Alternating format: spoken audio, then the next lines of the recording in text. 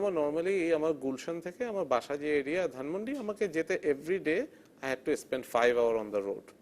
এটা একটা factor. Environmental প্রবলেমটা, এনভায়রনমেন্টাল ইফেক্টটাও। সেক্ষেত্রে বিদেশি যারা এখানে সে কাজ করছে তারা কি করে অ্যাডজাস্টমেন্টটা করছে? বিদেশিদের আসার পিছনে দুটো কারণ আছে। একটা যেটা আমি বললাম সাপ্লাই অ্যান্ড ডিমান্ড। একটা হচ্ছে বাংলাদেশ থেকে আমাদের এডুকেশন সিস্টেমে যেই সকল সাবজেক্টগুলোতে আমরা ট্রেন আপ করছি বা যে অপশনগুলো আমরা রেখেছি, এটা আমাদের ওভারঅল কমার্শিয়াল ইন্ডাস্ট্রির গ্রোথের সাথে অ্যালাইন করে করা না। যেমন আপনি যদি বলেন যে আমার টেলকো বিজনেস, রাইট, সো আমার এখানে খুব হাই এন্ডের টেকনো লোকজন প্রয়োজন। টেকনোলজি বেস লাস্ট 5 বছরে এডুকেশন সিস্টেমে কোনো ডেভেলপমেন্টকে আমরা অবজার্ভ করেছি? যেটা হয়ে যায়, আমার ট্যালেন্ট ডেভেলপ হচ্ছে, কোনো সন্দেহ নেই তাতে, কিন্তু যে ট্যালেন্টটা ডেভেলপ হচ্ছে ওকে ইউটিলাইজ করার মতো ইনফ্রাস্ট্রাকচার সাপোর্ট আমার নেই।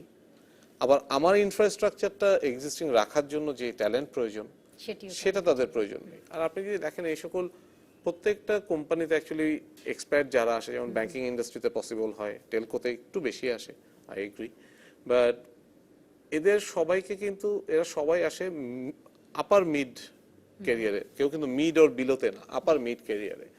এবং এদের সবার সিকিউরিটিও কিন্তু কোম্পানি এনশিওর করতে হয় ইন্ডিভিজুয়ালি। কোম্পানি ওই সাইডে হয়তো জিনিসটাকে কস্টে হ্যান্ডেল করতে পারছে because of the number is manageable.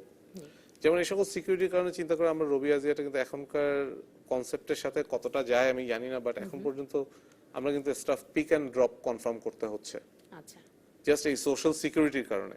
দেন আমার স্টাফরা যখন বাইরে যাচ্ছে, বিভিন্ন ধরনের মার্কেট ভিজিট থাকে বা কিছু থাকে, কোম্পানিকে কিন্তু এক্সট্রা কস্ট নিয়ে ওদের ট্রান্সপোর্টেশন এনশিওর করতে হচ্ছে। সো আর ফরেন বা অন্য নেশনের যারা আসছে এক্সপার্ট, যাদেরকে আমরা আনতে হচ্ছে ইনভেস্টমেন্ট হিসেবে, ওনাদের যেটা হয়, ওনাদের security, residence, everything nearby office এরিয়ার মধ্যে রাখতে হয়। সো যার জন্য এক্সপার্ট ট্যালেন্ট আনা হয়, but at a higher end, not mid or junior. জি, আমরা আবার আলোচনায় ফিরবো, আরো একটা বিরতি নিয়ে আসতে চাই। দর্শক থাকুন। দর্শক, আপনারা আছেন তালিকাতার সঙ্গে। আজ আমরা আলোচনা করছি ভালো চাকরি, ভালো কর্মী এই বিষয়টি নিয়ে। তাহনিয়াত আহমেদ, আপনার কাছে একটু ফিরতে চাই যে বিরতির আগে আমরা কথা বলছিলাম মানব সম্পদ বিভাগের নানান দিক নিয়ে। এখন একটু জানতে চাচ্ছি যে আপনি তো দীর্ঘদিন ধরে মানব সম্পদ বিভাগে কাজ করছেন। একটা মানব সম্পদ বিভাগ মানে একজন এমপ্লয়িকে, একটি প্রতিষ্ঠানের এমপ্লয়ীদেরকে পরিবেশ ভালো করার জন্য কতটুকু ভূমিকা রাখে বা কাজ করতে পারে? এনভায়রনমেন্ট একটা খুব বড় জিনিস, কারণ আমার মনে হয় যে যে কোনো এমপ্লয়িকে অ্যাট্রাক্ট করার জন্য বা আমি যখন রিক্রুট করতে যাই, আমি সবসময় তাদেরকে ফোকাস করি যে পরিবেশটা কেমন এবং আমরা কি কি সুবিধা মেল ফিমেল যাই বলি মানুষকে আমরা দিতে পারি। যেগুলো আমাদের দেশের ফিমেলদের ক্ষেত্রেও হয়ে থাকে। কিছু কিছু সমস্যা, আপনার ট্রান্সপোর্ট, যেটা উনি বারবার বলছিলেন, আমাদের এনভায়রনমেন্টের সিকিউরিটির কিছু ব্যাপার আছে, এগুলো যদি আমরা তাদেরকে হেল্প করতে পারি, ট্রান্সপোর্টেশন, যাদের বাচ্চা আছে, ডে কেয়ার সেন্টার, ছোট ছোট মানে কিছু বেনিফিটস আছে, যে বেনিফিটস গুলার অনেক ইম্প্যাক্টটা অনেক বড়, কিন্তু এটুকু দেওয়ার জন্য কিন্তু একটা employee will think of staying with that organisation for long.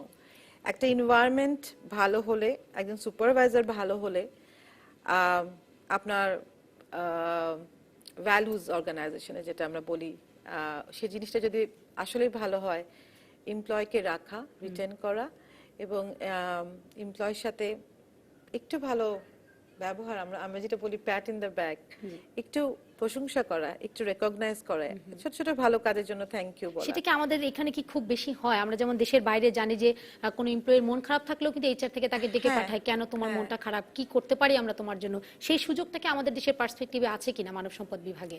আসলে না, আমাদের এখনো আমরা গ্রো করছি, আর মনে হয় এখনো আমরা চেষ্টা করছি এগুলো করতে, কারণ এটাকে খুবই কর্কশ একটা রূপে মানুষ চিন্তা করে যে এটা হচ্ছে, এখানে ডাকা মানে হচ্ছে চাকরি খাওয়া, এখানে ডাকা মানে হচ্ছে পানিশমেন্ট, এখানে মানে হচ্ছে ডিসিপ্লিনারি। আমি যেটা মানে আমরা সবসময় বিশ্বাস করতাম নাম মনে রাখতে।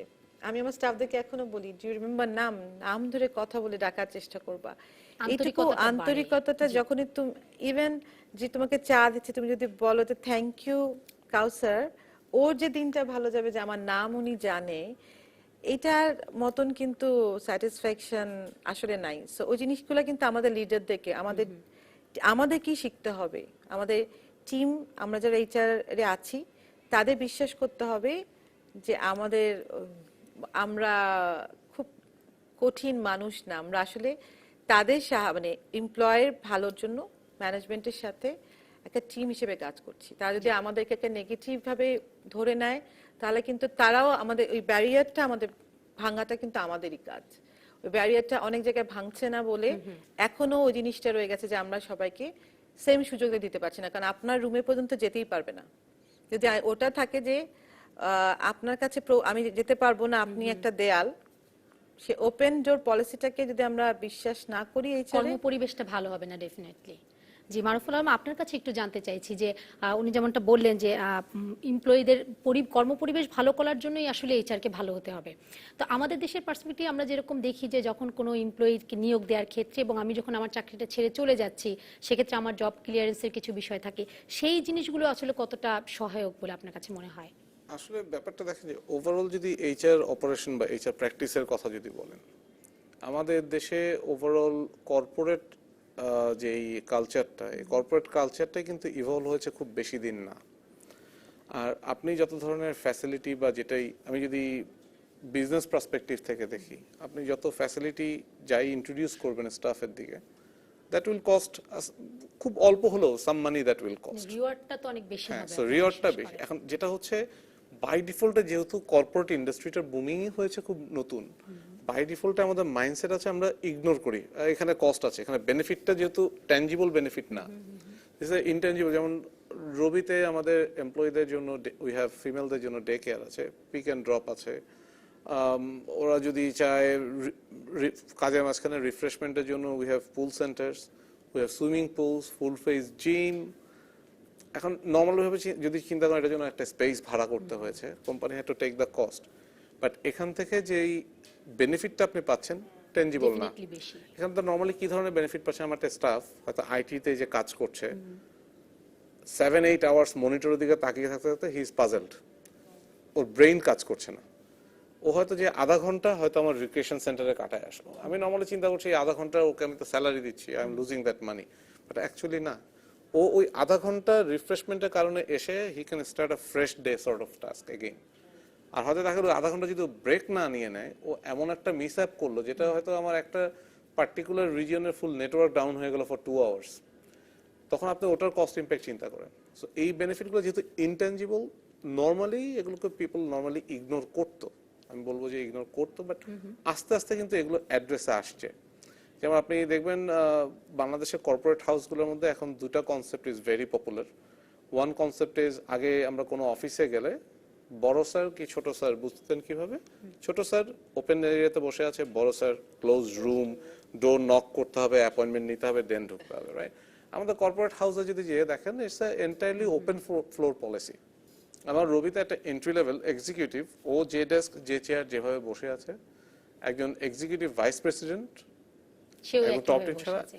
মানসিকতার জায়গায় একটা সমতা আনার টেন্ডেন্সি, সমতা আনা আছে। অনেক সময় একটা সার্টেন টাইমে ছিল যে সকল অফিসে ক্যান্টিন বা এই ধরনের ফ্যাসিলিটি আছে, এক্সিকিউটিভদের আলাদা সাইড, অফিসারদের আলাদা, এই কনসেপ্টগুলো গন।